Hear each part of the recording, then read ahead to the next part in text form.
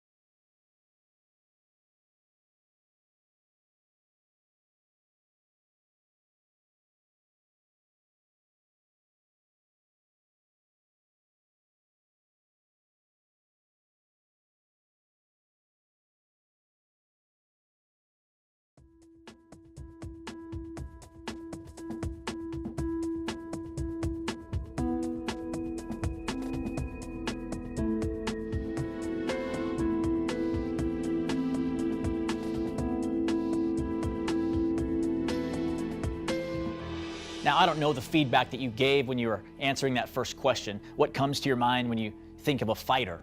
Maybe you thought of some names, some popular fighters from the past, people like Mike Tyson or Evander Holyfield, George Foreman and the like. Maybe it was some more recent fighters like Mayweather or Manny Pacquiao. Maybe it was even a persona. You started to think through what constitutes a fighter. Someone who's tough, they can take a punch, they have speed or power or agility. Well, regardless of your comments, regardless of the feedback that you gave, here's what you probably didn't throw out: a bunch of girls. In tonight's episode, you're going to hear 3 different stories about some remarkable young ladies who remind us that God forges warriors in all shapes and sizes. And tonight you'll be challenged to fight for good.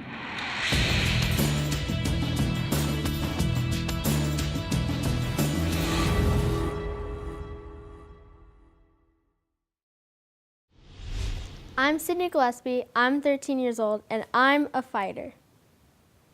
Jenny's Strength is an organization that provides kids whose parents have brain cancer with pillow pets. My mom had brain cancer, and I just had the idea of helping other kids, and I thought of providing them with a pillow pet would provide them with comfort. Well, a pillow pet is a stuffed animal and a pillow, and people usually take it to like friends' houses or camp or wherever. When my mom was sick, I had to go to a lot of different places, and I thought I could always bring my pillow pet with me, and I kind of used it to comfort me a little bit.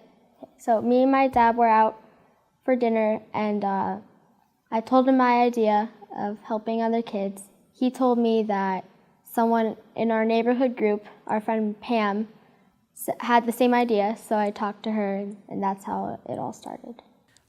While we were in neighborhood group, Gary would tell us, Jenny was sick. Depending on what stages she was in, the girls would have to go to different people's homes, maybe for the day, maybe for the night, maybe for a couple days, and trying to think of something that might give them some comfort. The idea of a pillow pet came to mind because it's something that they could pack up and take with them. I just actually was really praying to God and asking him, what can I do to help not just these two kids, but other kids, to give them a sense of comfort going through difficult times. So we started looking into possibly doing, a nonprofit organization.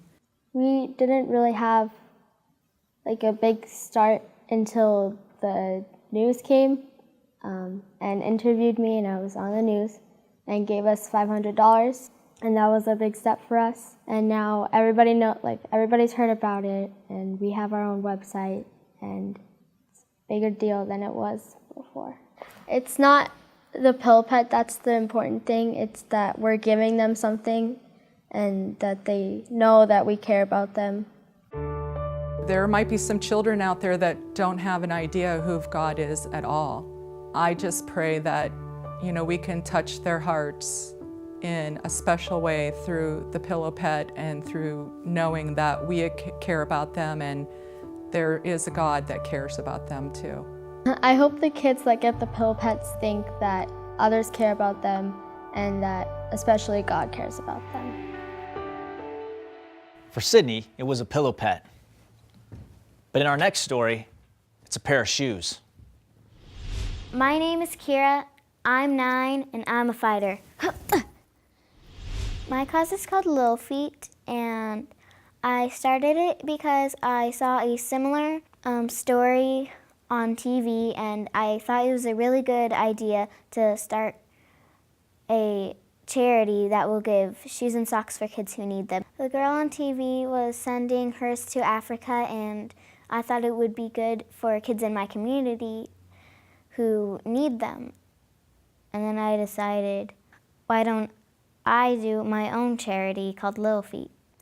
So our daughter Kira, who's 9, came to us and started to ask us if she could get and gather shoes for kids that didn't have any. And we thought, okay, what did you see? What did you hear? But we said, all right, we'll think about it. I told my parents a lot of times that I wanted to start this, and they didn't believe me at first, but when I wrote it in my letter to Santa, they said, okay, this is what she really wants. Her letter to Santa said this year, says, Dear Santa, this year I'd like 4 pairs of shoes and socks for kids who need them, a sign that says Lil Feet, a computer, a Furby, and it says, I've been very good this year, love Kira. We knew she was serious. When she starts asking Santa to have something for other people other than herself, we talked about it, and she came up with the name called Lil Feet. And so Christy put a post on Facebook. And it just sort of went viral. It was just like Kira wanted. Friends of friends and people that we didn't even know started responding, saying, hey, I know this person, or I've got shoes I can donate, or I can send you some socks, and I have people at my workplace that want to help. So all of a sudden, we were getting packages from Connecticut, New York, California, and then people would come to our house with bags of shoes and socks, just locally, and it was just overwhelming.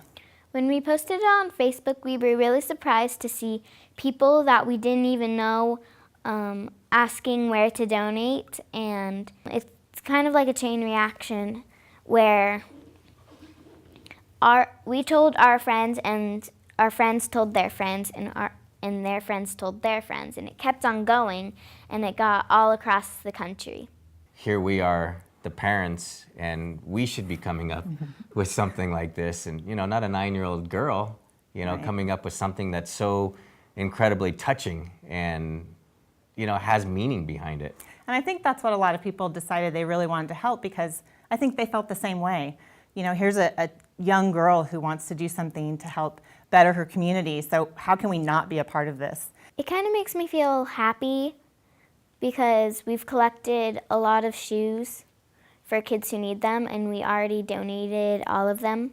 We collected 84 pairs of shoes and 62 packs of socks. Well, I think it comes from, her being with CCV, the teachers that are there, that are always there for the kids on the weekends. I mean, it is just drilling into them the love that God has, the love that people have for them. And just to see her sprouting with goodness.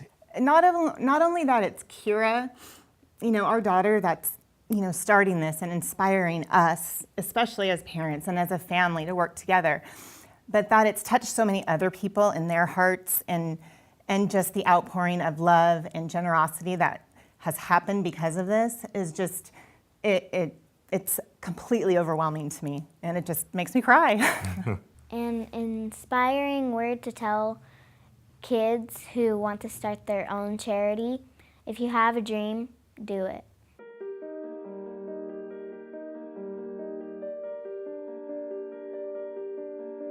I think if your kid comes up to you and asks you something in a sense of helping others outside of themselves, for one, pay attention to that. And, if they ask you one more time, then it's definitely weighing on their heart. And I think too, sometimes as a parent, it's, you're not sure, so you do have to question. But when they do come to you and they're so enthusiastic about things, or even just asking the questions, I mean, we didn't really know what was going to happen with this, or where it was going to take us, or that it would explode like it did. But I think that you just kind of have to roll with the punches when it does, and listen to God, listen to your heart, and listen to your kids. It's easy to see how one small act can have such a big impact. That's exactly what happened to these high school students that you're about to meet. I'm Madison Witt. I'm Cami Zoller. I'm Blake Beecroft. We're seniors at Mountain Ridge. And we're fighters. One night at church, we were told about this girl named Katie Wagner. She was a year younger than us, went to Boulder Creek High School, and she had just been diagnosed with stage 4 cancer. It was this really, really rare form of cancer that they had to go to the government to get a specific chemotherapy to help her. We just felt this on our heart that we had to do something. So I was like, hey, let's do a candle lighting and let Katie know that there's a community behind her and that we're here for her. So I went to Cami Madison with my idea, and then we went to our leader and we were like, Sherry, we have this great idea. We want to help Katie. And Blake's great idea, the candle lighting. We wanted to show her that she had a whole community behind her, supporting her, that she wasn't alone in this rare form of cancer, that everyone could be there fighting with her, and it just became a community event. I sent out a Facebook invite to as many people as I could. I told them to invite all of their friends, and so all of a sudden people were RSVPing to this event from all over the community, all over the valley, and I was getting posts on the Facebook page that was from people in Michigan. They were saying, I wish I could be there, but I can't, but I'm still gonna pray that night with you guys. And so that was just really cool to see.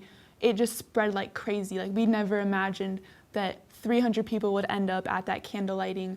And so it was it just blew our minds that what God was using us to do. we show up and we were expecting 50 people, suddenly there's like 300 people there. There's a worship leader playing the guitar, and there was people singing, and everybody had a candle, and it was like a huge crowd that everybody in the hospital could look down and see.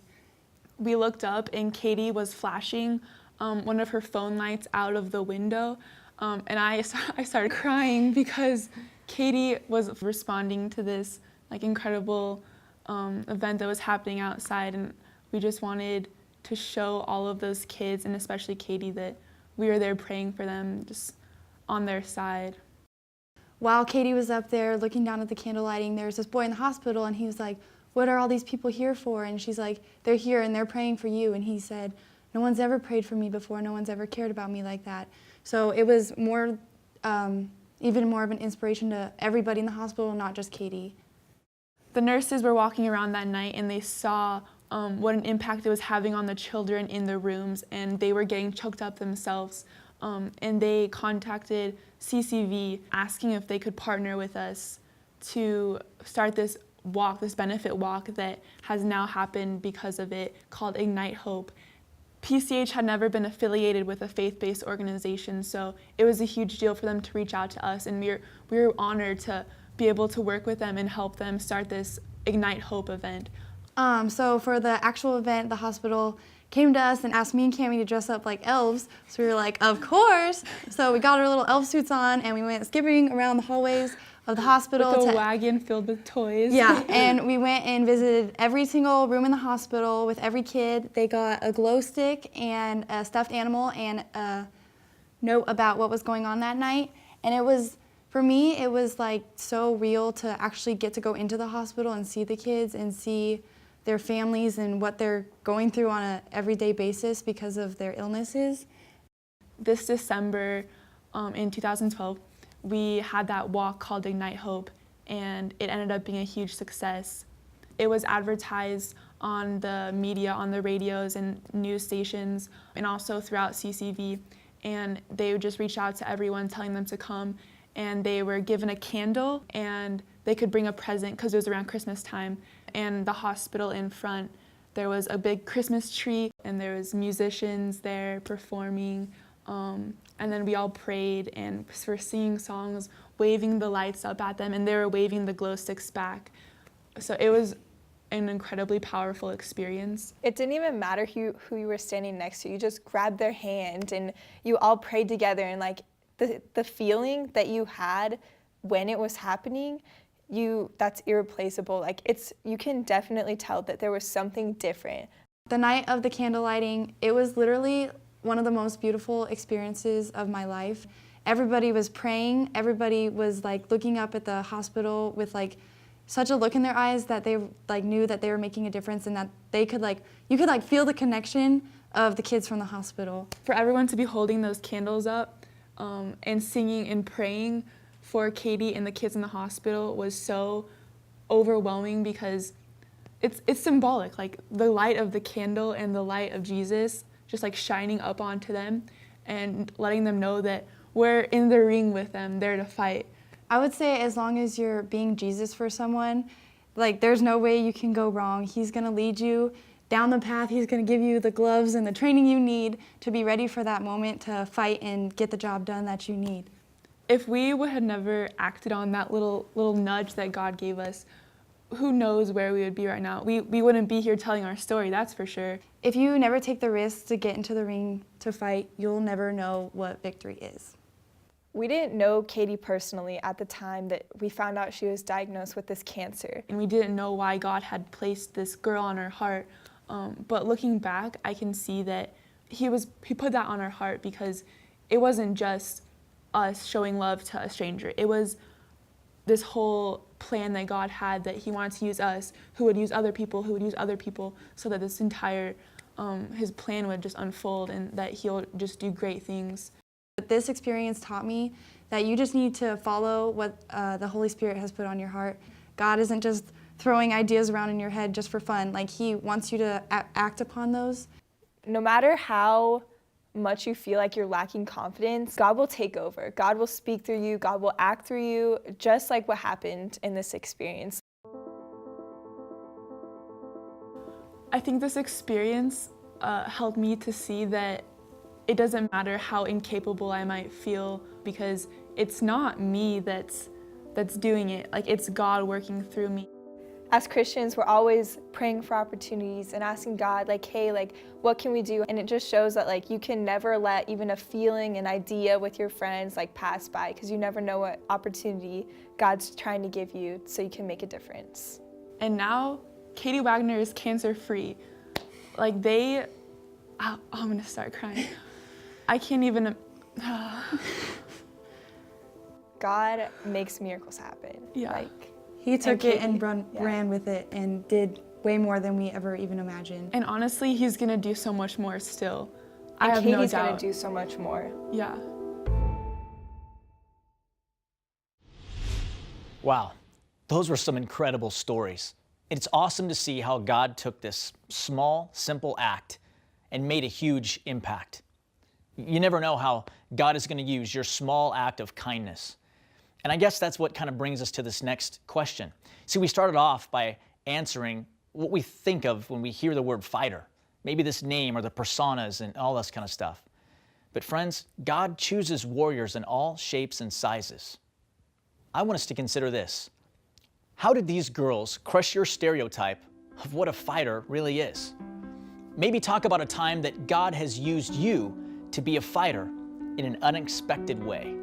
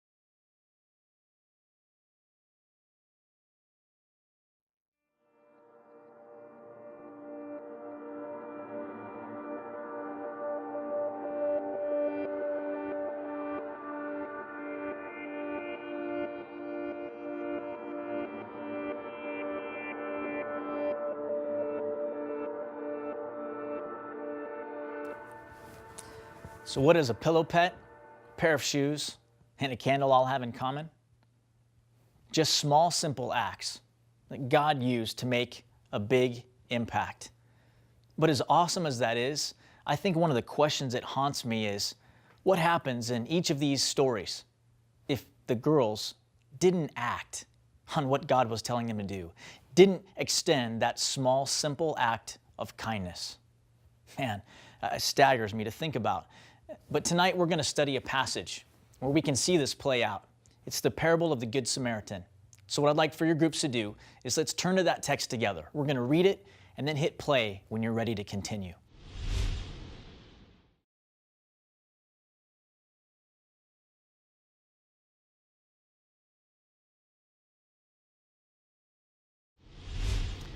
Now that you've read that passage, isn't it incredible how many people just pass right on by this guy? I mean, he's laying there in obvious need of some help, and they just pass right on by. What's worse, they even made excuses. And then this guy, this Samaritan, stops and just helps him out. He gives him some clothes and puts him in a nice place to stay, tends to his wounds, and makes sure that he's taken care of. What's fascinating to me about that story that you might not have known is that Jews and Samaritans, they didn't like each other. In fact, they were virtual enemies.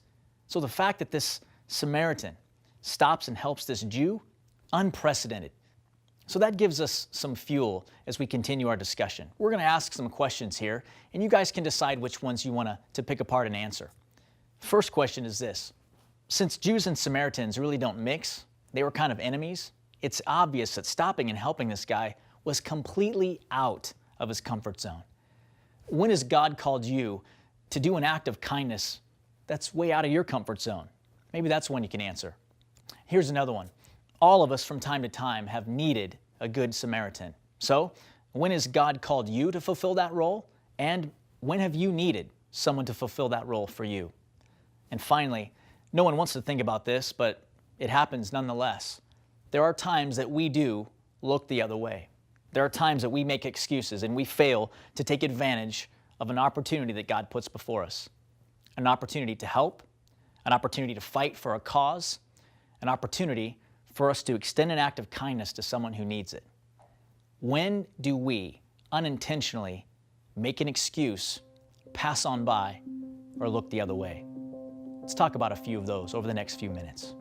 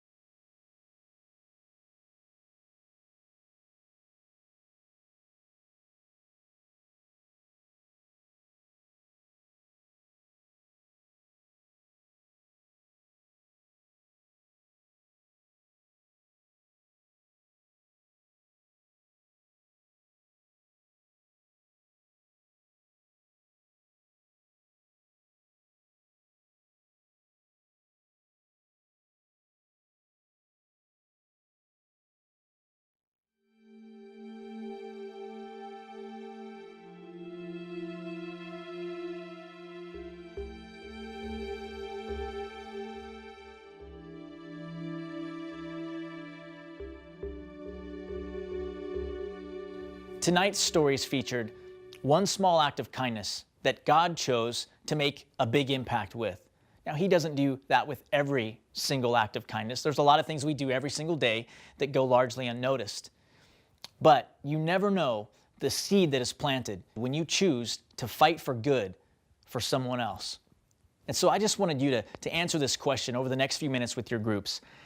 When have you seen this happen in your life? Maybe you did a simple act of kindness. Maybe you did something good for someone else. And how has God taken that and began to either bless you or them exponentially? When have you seen God take something small and have a big impact in someone else's life? Let's talk about that for the next few minutes.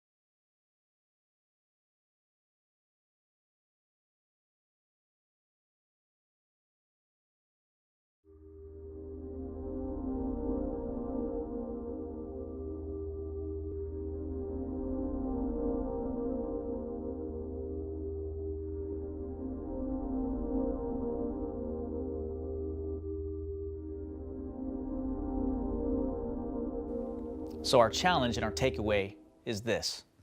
This week, we want you to fight for good.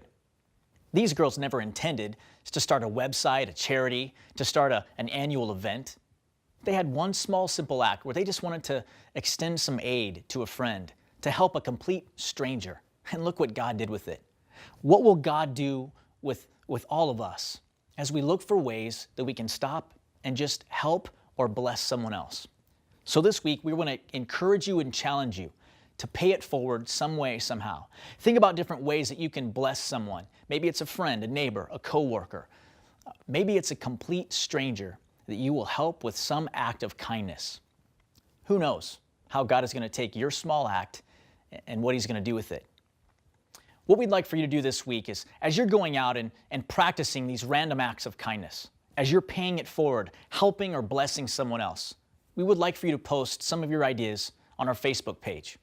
Why are we having you do that? Because I think it helps with creativity. It helps inspire other people who might be thinking, man, I just need to get some ideas going here. Your thoughts will help them get started. Let's be the church that fights for good. We'll see you back here next week for The Fighter, Round 2.